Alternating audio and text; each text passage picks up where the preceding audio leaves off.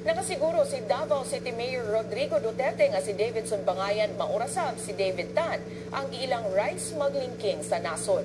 Gilan ni Duterte si Bangayan ato sa Senate Hearing Committee karong adlaw. Si Ben Tesorna adunay detalye. Ben? Bencho, sa hearing karong adlaw sa Senate Committee on Agriculture, ipakita ang Davao City Mayor Rodrigo Duterte ang ulagway ni David Tan. Ang ulagway alang sa Duterte ni takbo sa iksura ni Davidson Bangayan, kinsa iya sa positibo gitudlo at sa Senate hearing kaganina. Sunod ini, giduso ni Senator Alan Peter Cayetano ang pagsagop sa pinuhan ni Senator Juan Ponce Enrile. Sa sayong bahay sa hearing nga ibutang-ubot sa consent si Bangayan tungod sa pagpamakak. Apan sa pagkakaroon nila kayo si consent ng Senado si Bangayan o gila pa kinag-isputan sa office of closed door meeting. Sunod-sunod nga mga senador yung magsana kang Mayor Duterte, mautana ni Senator Grace Poe kung unsa yung sosyon aron mautang ng rice smuggling. Bag ni Duterte na ibalik na sa National Food Authority ang power to import rice.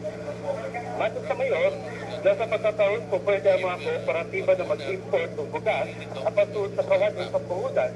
Napagod sa mga kooperatiba na munduot ng Davidson Bangayan, a.k.a. David Tan, aron ipinans ang rice importation. Matod ni Duterte, si David Tan ang numero 1 pagador sa rice smuggling. Tungod kay siya ang nagunit sa rice importation sa mga kooperatiba. Si Senator Gino Estrada ni opening statement ni Duterte, din ang mayor niingon na the trouble with us in government is we talk too much, act too slow, and do too little. Pagkutahan ni Senator Estrada na kung kinsa iyang ipaikas sa mong statement, matod pa ni Duterte, ngayon i-address sa mong statement sa Sanang Law Enforcement Agency. Nautan na po si Senator Estrada kalabot sa ginawatang statement ni Duterte, ngayon pamatsyo ng mga smugglers sa Davao City. Pagkutahan ni Estrada, na kung iya makita si David Tan sa Davao City, patsyon ba kini sa mayor? Subag ni Duterte na dili siya magduha-duha, labo na kung usupon si David Tan. Patsyon sa niya, I will gladly kill smugglers. I am old, I can spend the rest of my life in prison. Kapag lumaban ito, and he puts up a good fight, I will not hesitate. Diyan po ni Duterte na iyang hulga nga patsyon ng mga smugglers, usa sa pamaagi niya, aron mahadlok sulod sa Davao City ang mga rice smugglers. Dahil ang ibutyag ni Mayor Duterte nga doon na siya ngalan sa mga tao o dahil siya na nalambigit sa rice smuggling.